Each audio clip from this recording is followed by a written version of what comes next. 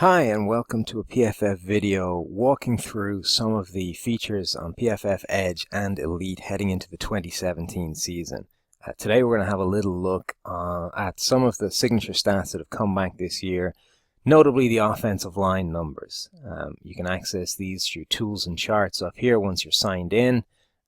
Scroll down to the bank of signature stats you will find here, and let's click straight into the offensive line.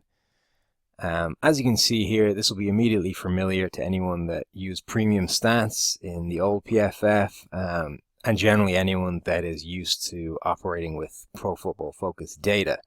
Obviously we have the teams sorted here, how many passing plays there were on the field for, but the key information in these is how many sacks allowed, how many hits allowed, how many hurries allowed, and the total pressures, which is those three numbers put together.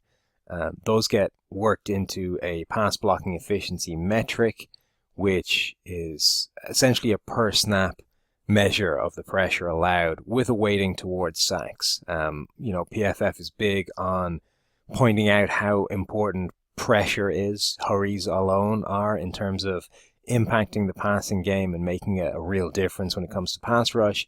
But sacks are typically better plays. That's what everybody is shooting for. So our pass blocking efficiency numbers and pass rush productivity numbers do give a weighting towards sacks to reflect this.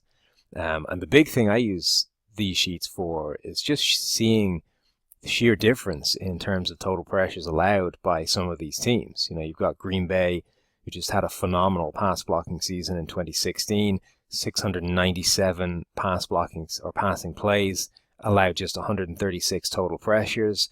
Rodgers hit the ground just 21 times. The Raiders were really a similar story, not far behind. If you rank these by pass blocking efficiency, those are your top two teams. And you had several teams there with under 140 total pressures allowed. On the flip side of that, you have teams like the Indianapolis Colts, who allowed 262 total pressures. And several teams there over 200. You look and it's a who's who of disastrous pass blocking. Seattle 238, San Diego 238, Arizona 237, San Francisco, Houston, Denver, Minnesota. So when the Green Bay Packers allowed Rodgers to hit the ground just 21 times, the Colts allowed Luck to be sacked 28 times, another 44 times where he was taken to the ground. The Cardinals 28, 52.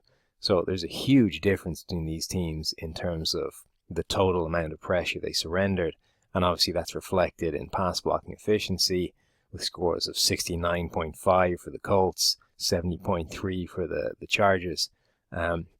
This isn't the complete story, especially with a team like the Colts. Andrew Luck heavily influences those numbers the way he plays, but they're really interesting numbers to just give you an idea, of how much pressure these offensive lines are allowing. And obviously you can filter by week, you can fold in the postseason there as well, and it'll just recalculate the numbers and spit you out those data sets as well. You can also export these numbers as a CSV file, mess around in Excel, do whatever you want there. And if you click on position on the top left, you can break it down into the individual positions the same way you can for an offensive line overall. So here we have Andrew Whitworth, one of the best pass blockers in the NFL, allowed just 14 total pressures last season on 575 passing plays, of which he was, ran routes or did something else on, a few of them. So there was 562 where he was stayed into pass block, 97.7% of his passing snaps.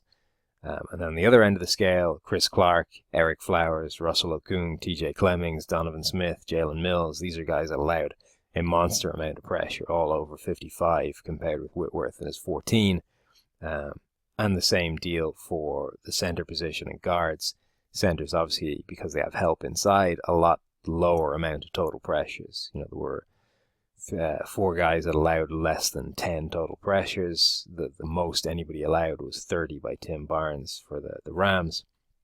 So that's a little run through of how I use these signature stats for the offensive line, and really how pass blocking efficiency and the numbers you get from that can be an interesting little insight into how much pressure guys are allowing over the course of the NFL season. Hope you've enjoyed these. There'll be more videos to dive into pretty soon.